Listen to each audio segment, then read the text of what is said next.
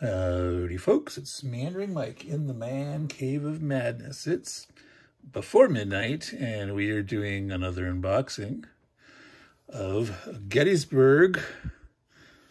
This is from Special Ops, the Wargaming Journal, issue number 11.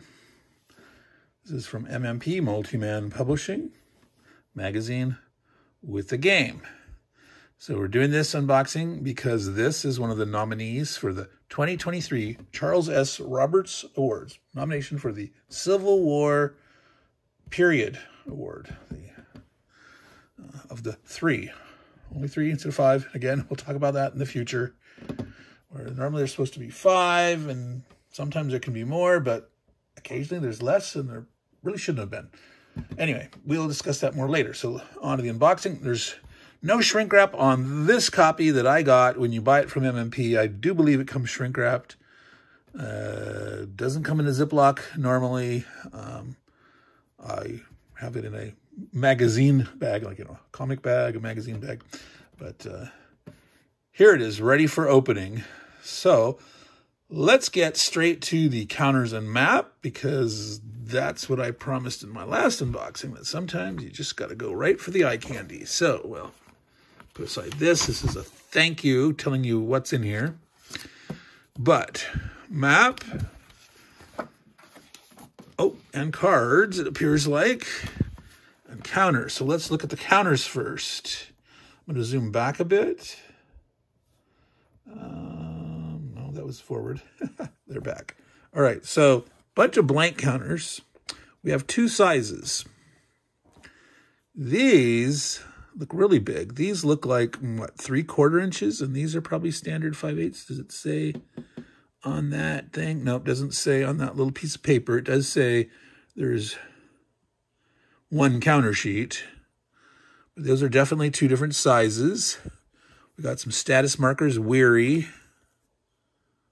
They're weary on both sides. Routed down here. Same. Bunch of blanks. All right, so we have Beaufort, Sickles, Greg. All right. So these would be what? Corps level? Sykes? Beaufort? Yeah, I think those are corps. Where Pickett, Hood, McClellan. So these individual ones are divisions. Early, Johnson. All right, yeah. So the core organization, and then individual divisions. Well, these would be corps. All right. Number of cadres: Lee, Hill, Longstreet, and Meade. So, right, yeah, Pickett under Longstreet. Okay.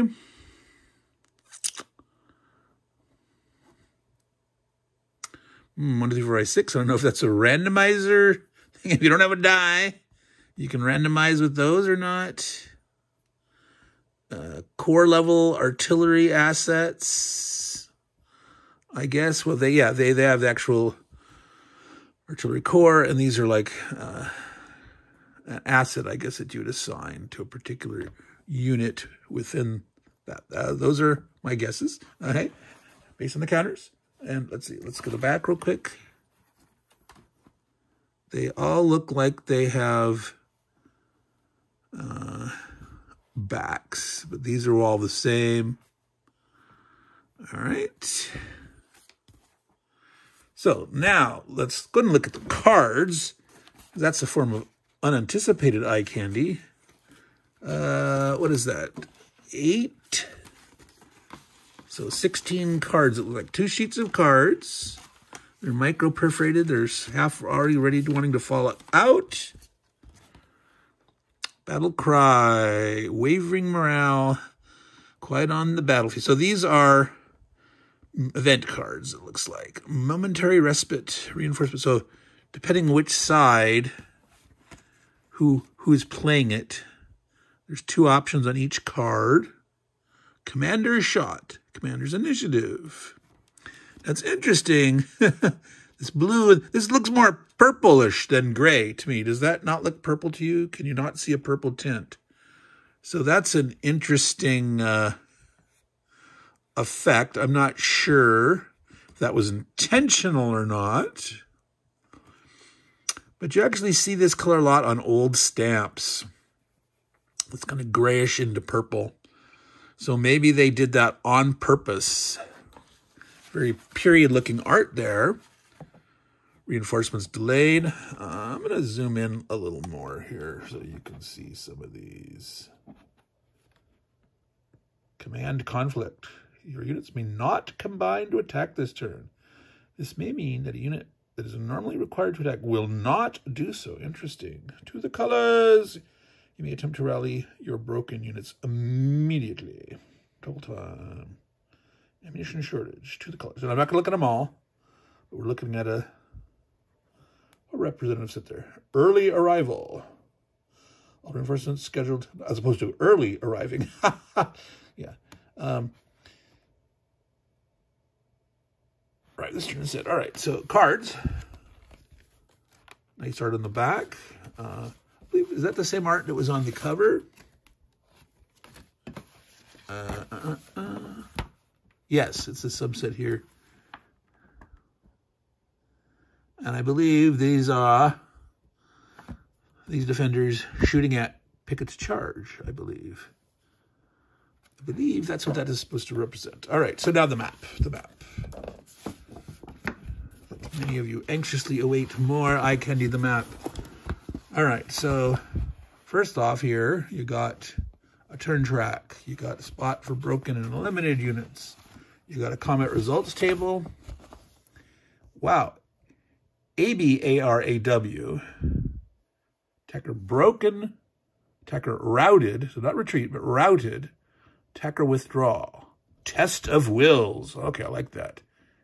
Let's read that. In turn, the unit with the lowest quality rating, the attacker if tied, must retreat one hex. Then, the next, until all units on one side have retreated. Interesting. So if you have a bunch of lower quality guys, you might have to retreat multiple guys before the other side retreats one, because you have to do this until all units on one side have retreated. So you keep going back and forth, and one side is totally retreated, and the other guy can be left, the guy with the higher ones. Interesting. Exchange. Defender withdrawals, defender routed, defender broken. All right, interesting cover. It's a differential, though. It's not odds. From -3 to +4. All right, at 0, it is... Okay, I have a kind of a problem with that. The 0 combat is weighted in favor of the defense. No, the attacker affecting the defense. Defender routes, they have attacker route. They have 2 defender withdraws, 1 attacker withdrawals, and then a test of wills. So the 0 is actually weighted in favor of the attacker, more likely to make the defender withdraw. So unless there's some way this is calculated, that if you actually have a 0, that somehow you have an advantage, I don't know. Anyway, that's an observation. Let's continue. All right. Morale.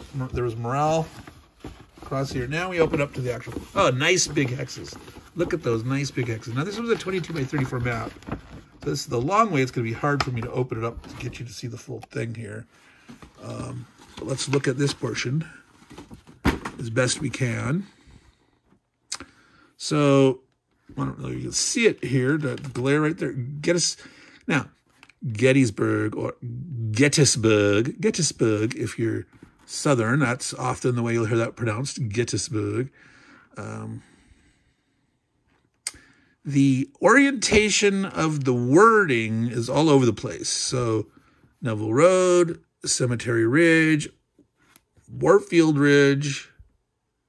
This is vertically Black Horse Tavern. So sort of get McPherson's Ridge. That's sort of... But then Oak Hill is... And this hill here, what is that? Heggies? I'm not familiar with that hill. Heggies Hill? All right, I'm going to flip it open here.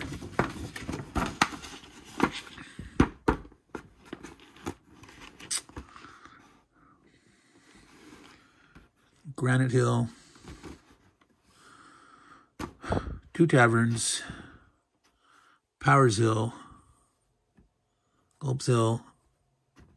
Okay, there it'd be Little Round Top and Big Round Top. Now, unfortunately, at this scale, did you see that? No, right, it was off the edge. Here, I'm going to have to try to lift this up and zoom in a little bit. There. Probably still won't be able to read it. Little Round Top, Big Round Top. They look the same size at this scale in this method of drawing it. That's unfortunate. Graphically, I would like Little Round Top to look a little littler than Big Round Top, but hey. Now, of course, you sort of extend this here, but yeah, okay, we already saw Cemetery Ridge, Cemetery Hill. So it'd be interesting at this scale with the Confederate divisions and the Union corps. The counter density is going to be very low. Remember this here, because these are all cadres. So you've got these 3 cavalry divisions.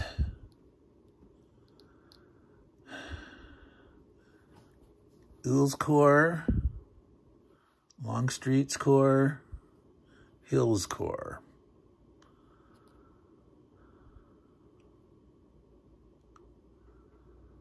All right, so that's all that stuff. Let's look at the rule book real quick. All right, I'm going to keep that combat results table. Now, we did not have an on the map. Oh, wait. Here is the train effects chart. They actually, they fit it in there. It's not an actual diagram chart thing, but it's all here. It's a key. It actually doesn't tell you the name of the train. It pictures it. +1 defense, no effect. But it tells you the movement. So +1 movement point to cross. Is it a stream or a river? What's the name of it? I don't know. Woods, forest, I don't know. Maybe it doesn't matter. It's just like, hey, if it looks like this. But if they refer to it in the rules about it, well, are they going to say forest? Are they going to say woods? Is that a slope? Is that a hill? I can't even tell what that's supposed to represent. Blah, woo. No, it's the fact that there's a brown line through it, that's a hex side, I think. So this is a, this has got to be like a stone wall. That's going to be a railroad. This is a road, half, but cannot use to move adjacent to enemy. So you can't use the half cost if you're moving adjacent. The stream's along, bordering a hex side. To cross or enter. So I'm going to have to see. I want to look at the map again. All right, so they do have some of these woods along the hex sides. And then some are in whole hexes. So based on your context of where, you should be able to tell, am I crossing it or am I entering it? So like if you move from here to here, you're not entering the woods. You didn't cross it. It doesn't occupy the whole hex. But if you're on the hilltop of Gold's Hill, is that a G or is that a T? Or is that Tulps Hill? Culps Hill with a strange hat on the thing? It looks more like a G, but so I'm not familiar with that hill, obviously. But yeah, if you're up here, well, but see, that looks like that's taller, higher than that. So that's uphill, but that looks like that would be more uphill. I'm trying to get, yeah, so a case of here, you'd be moving into the woods regardless here. Now, if you're going along the road, you wouldn't. All right, so we were looking for, right here. Near the Lutheran Theological Seminary. Well, here, is that like a ridge? Yeah, that's a ridge right here. Well, where here you got ridges that are the wider top. So this whole thing is forming a ridge, whereas this is a sharper ridge. Now, that doesn't look like a ridge, though. Here, so who is familiar with what is near the Lutheran Theological Seminary? So we will have to find in the rule book what is there. All right, so keeping that handy and back to our mission to get into the rule book. Now, this is the kind, it's a magazine game. So the rule book is in the very center, stapled in. So if you want to remove it, don't rip it out. Bend the staples up, pull it straight out, bend the staples back, and you can have your pages. Now, there's going to be 8 pages. They've given page numbers. ESL scenarios. So there's the card listing. Interesting. So one page is taken up with the card listing. Talking about setup. Credits. Yep, Scott Muldoon is a designer. Victory conditions. I'm going backwards. Special markers. The leaders. Robert E. Lee. The Confederate Corps Artillery. It's a reserve of artillery for use with any of the divisions. When it becomes available reinforcement, he places it in front of the table. Any time when totaling your combat strength, you may commit the core artillery to that battle and add 1 to your total combat strength. Interesting. Very interesting. All right. So it's sort of floating around the units. At least one division from that corps must participate. So you could be mixing and matching your dudes and spreading them around and sort of taking advantage of that core artillery. So I don't know how kosher that is in terms of Civil War warfare, but I'm calling if it makes sense command and control wise, you can do that in a certain area. That would give you increased flexibility where you could potentially add multiple core artilleries because you've got 3 divisions from 3 different corps, and therefore pop, pop, pop. If you had all 3 core artillery reserve markers, you could add up to 3 to your battle. All right. Rally, night turns, no engagements during night rounds.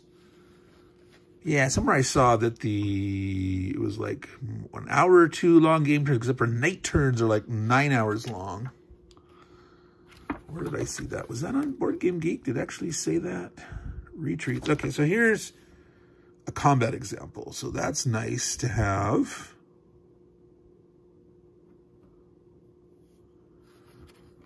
All right, talking about those combat results again. An example of a recovery. So that's where you're removing weary and or the, what was that again? Routed, the red is the routed. Okay, so here is the description and our funky thing. That is a ridge. I'm going to zoom in a little bit.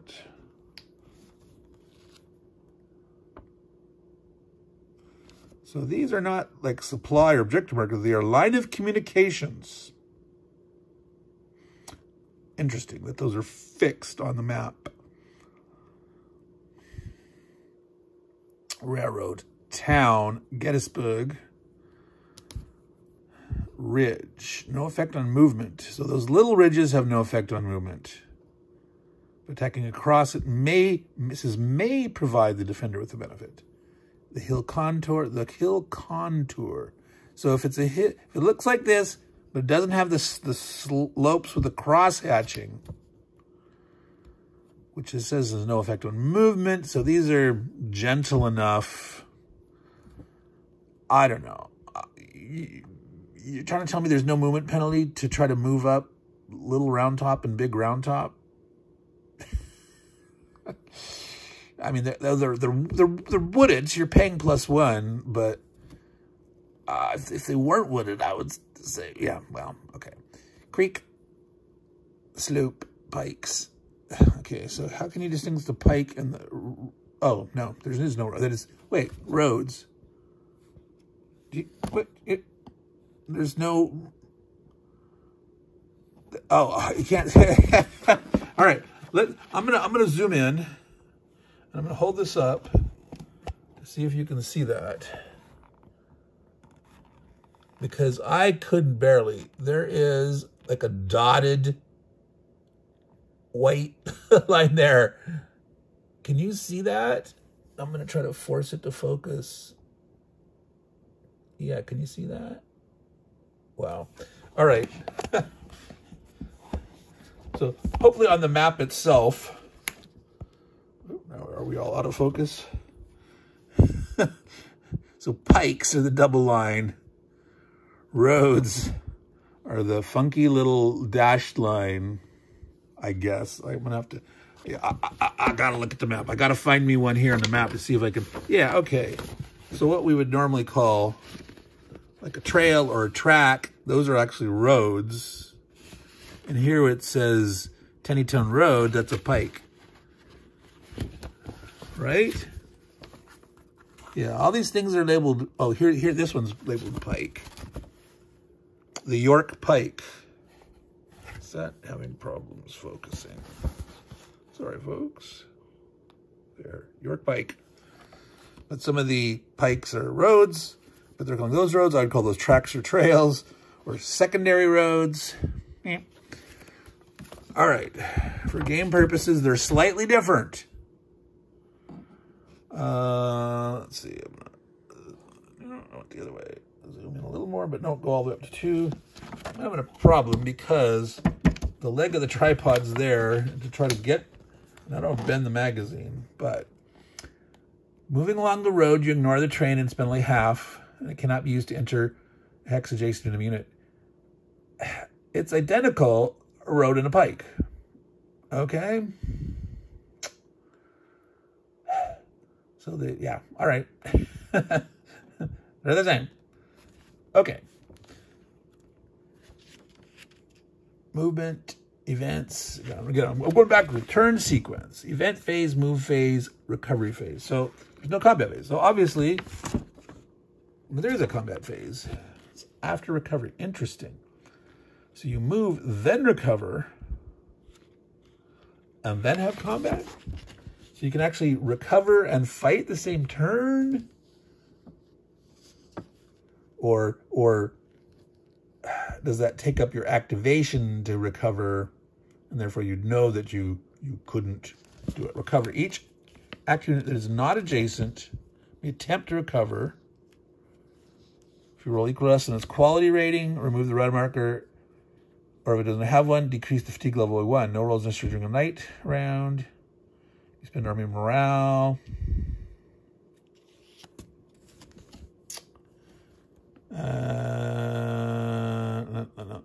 Okay, so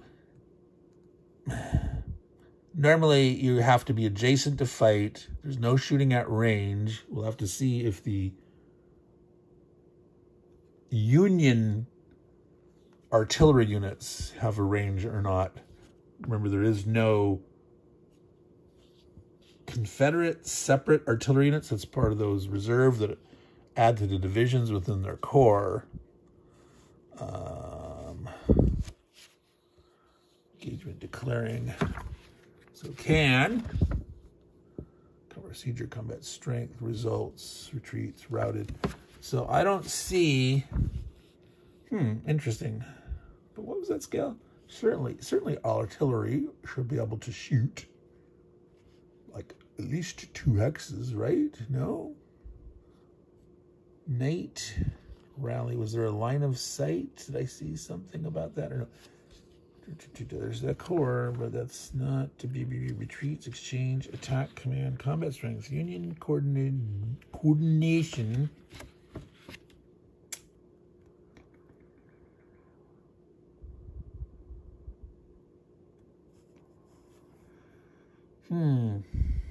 Yep.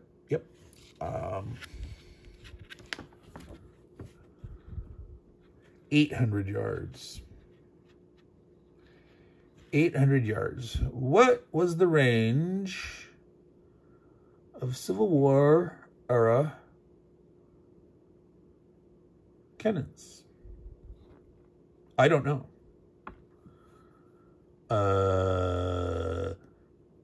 At least 800 yards, maybe more, but not 1,600?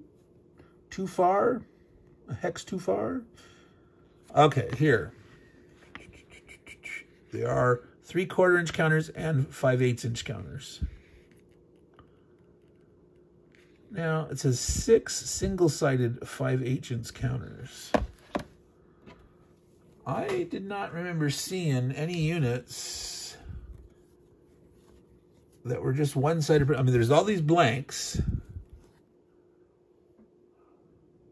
but all, I mean, and these are the same thing, right? They're printed on both sides, but it's the same thing. But there's not a single counter that doesn't have something on the back also if it has something on the front. So this mention of 6 single-sided 5/8 inch counters, I say the nay. I say that's a misstatement.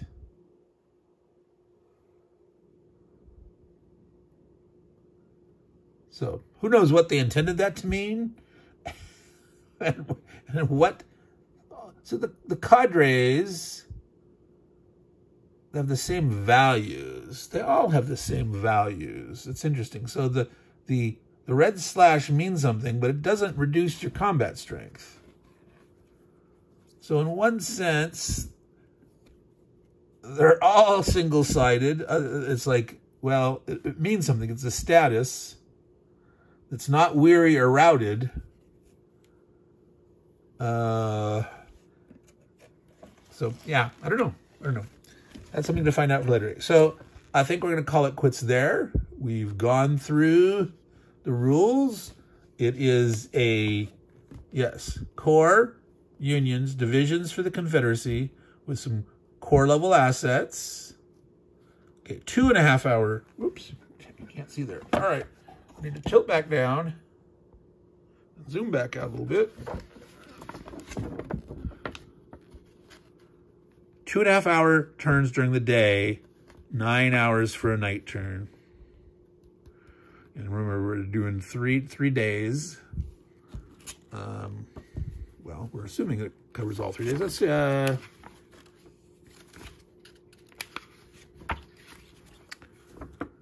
it say here? No, there wasn't. Yeah. Here we go. Start.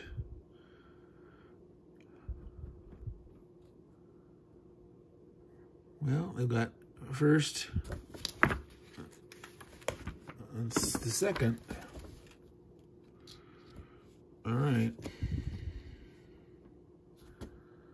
There's Beaufort.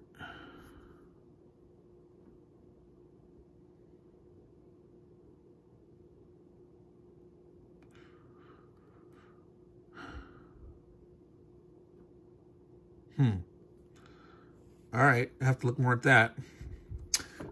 So that has been Gettysburg,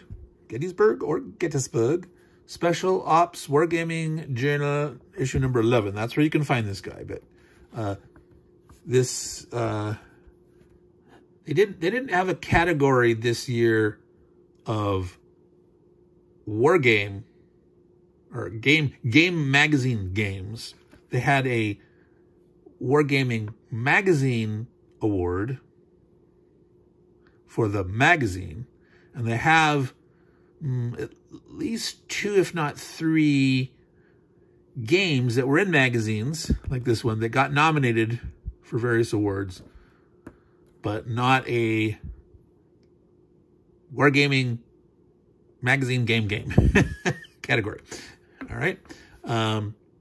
So again, this was Gettysburg.